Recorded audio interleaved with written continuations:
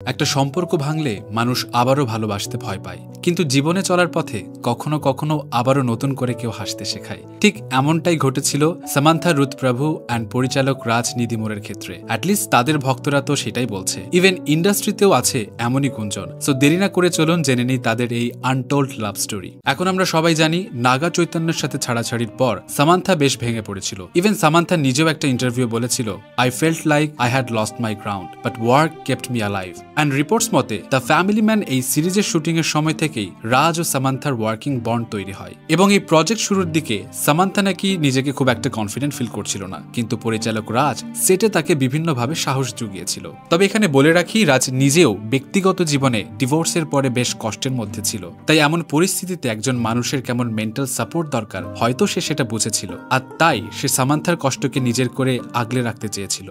Even এমনও শোনা যায়, একটা ইমোশনাল দৃশ্যে শুট করার পর সামান্থা নাকি বেশ উদাস হয়ে পড়ে। তখন একমাত্র রাজই নাকি তাকে বুঝিয়ে স্বাভাবিক করেছিল। অ্যান্ড এরপর থেকেই তাদের দুজনের রেসপেক্ট বন্ড তৈরি হয়, যা তাদের বন্ধুত্বকে বাড়িয়ে তোলে। যাই হোক, ফাইনালি সেই কাজটা শেষ হলে দারুণ সাকসেস করে। অ্যান্ড তখন থেকেই বিভিন্ন ইভেন্ট, প্রমোশনাল ইন্টারভিউগুলোতে তাদের কেমিস্ট্রি দেখে নেটিজেনরা তো বেশ অনেক কিছু প্রেডিক্ট করতে থাকে। কিন্তু সত্যি বলতে দুজনকে একসাথে বেশ কমফোর্টেবলও মনে হয়েছিল। অ্যান্ড অফকোর্স এমনটা বলার রিজন হলো she's a geek, she's a nerd, proper nerd.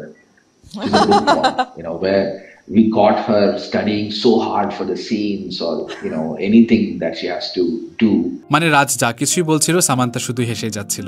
যেভাবে অনেকদিন তাকে পাবলিকলি হাসতে দেখেনি কেউ, বোঝাই যায় they were more than friends. But তারা কিন্তু দুজনেই এইসব ব্যাপারে কখনোই মুখ খোলেনি। কিন্তু কেন? ওয়েল, অবভিয়াসলি সেটা তাদের পার্সোনাল চয়েস। তবে সামান্থা একটা ইন্টারভিউ বলেছিল, পাবলিক তো অনেক কিছুই ভাবে, কিন্তু আমি সেসব এড়িয়ে যেয়ে শান্তিতেই আছি। আর রাজ, সে তো এমনিতেই সবসময় লাজুক স্বভাবের, সব প্রশ্ন সে হাসি দিয়ে এড়িয়ে গেছে, যে হাসিতে ছিল রহস্য। তবে এখানে মজার ব্যাপার হলো, তাদের প্রেমের অফিসিয়ালি কোনো খবর না থাকলেও তাদের দুজনের আবারও একসাথে কাজ করা, সেটা তাদের কমফোর্ট লেভেল, সামান্থার ভালো খারাপ সময়গুলোতে রাজের উপস্থিতি, যা ফ্যানদের অলওয়েজ কৌতূহলের পাশাপাশি এই জুটির অ্যাকসেপ্টেন্সও বাড়িয়েছে, যা তাদের এই সিম্পল বিয়ের নিউজের পর ভক্তদের উচ্ছ্বাস দেখলেই বোঝা যায়। যেখানে অন্য সব তারকারা ঢাক ঢোল পিটিয়ে বিয়ে করে, সেখানে তারা মন্দিরে শুধু কাছের মানুষ নিয়ে শুভ কাজ সেরে ফেলে। আর এইটাই ভক্তদের কাছে সবচেয়ে সুন্দর মোমেন্ট ছিল, কারণ ভালোবাসা চেঁচিয়ে বলার দরকার নেই, যেখানে শান্তি থাকে সেখানেই ঘর হয়।